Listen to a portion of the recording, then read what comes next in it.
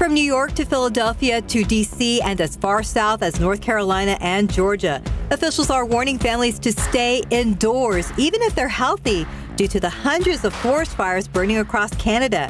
New York City is now registering the worst air quality of any major city in the world. Washington, D.C. could see some of the worst conditions today, while cities including Pittsburgh and Dayton, Ohio, are bracing for worsening conditions tomorrow. Hazy skies are expected to last until the weekend. A former sheriff's deputy in Florida accused of doing nothing during the Parkland school shooting in 2018 is now on trial. Prosecutors and the defense provided opening statements on what Scott Peterson did or didn't do on that fateful day while responding to the attack. The trial is expected to run through August. Peterson is facing 7 counts of child neglect, 3 counts of culpable negligence, and 1 count of perjury. FBI agents are expected to transfer JORAN today to the U.S. He is the prime suspect in the disappearance of Natalie Holloway, the Alabama teen who was last seen with Vandersloot and 2 others 18 years ago in Aruba. He was indicted in 2010 on U.S. federal charges of extortion and wire fraud in connection with a plot to sell information about the whereabouts of Holloway's remains, which have never been found. The team is expected to return to Alabama with Vandersloot today after he is turned over to U.S. authorities. A congressional effort to end President Biden's student loan forgiveness program died a quick death. Both chambers of Congress passed a bill that would have stopped Biden's program, but the president vetoed the legislation. The legality of the loan forgiveness program is in the hands of the Supreme Court. The justices are expected to issue a decision on it this summer.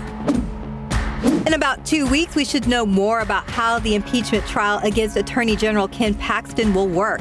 That's when the Senate will establish the rules of the trial.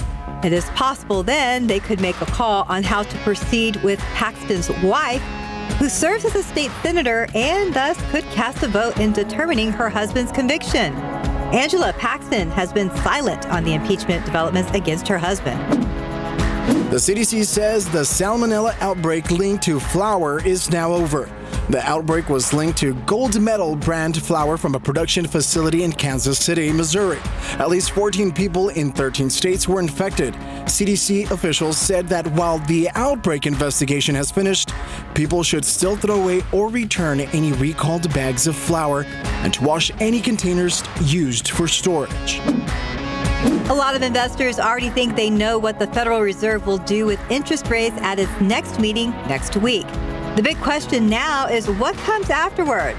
The Fed is widely expected to leave interest rates alone after 10 straight hikes, but now economists are trying to figure out if this is just a 1-month skip or if the Fed is setting up for a possible longer pause to see how the economy moves.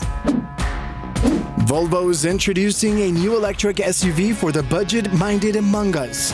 The EX30 is expected to start around $35,000 when it goes on sale. VOLVO is taking orders now, and the first models of the production line should show up later this year. Amazon is expected to introduce ads to its Prime Video streaming service. The company is reportedly looking to generate more revenue from entertainment. It's not clear how much the ad-supported plan would cost, or if it will affect Amazon Prime members who get the service currently for free.